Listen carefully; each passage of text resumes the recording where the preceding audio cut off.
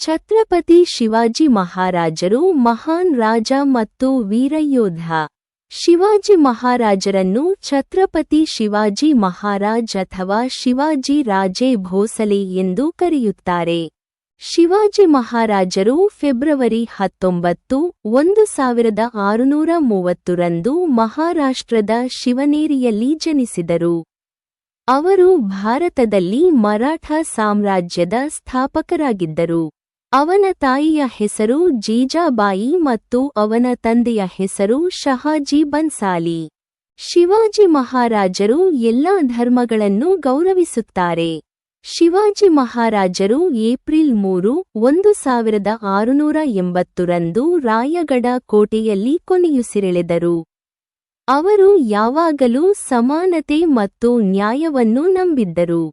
ಶಿವಾಜಿ ಅನ್ಯಾಯದ ದಬ್ಬಾಳಿಕೆಯಿಂದ ಜನರನ್ನು ಮುಕ್ತಗೊಳಿಸಲು ಅನೇಕ ಯುದ್ಧಗಳನ್ನು ಮಾಡಿದರು.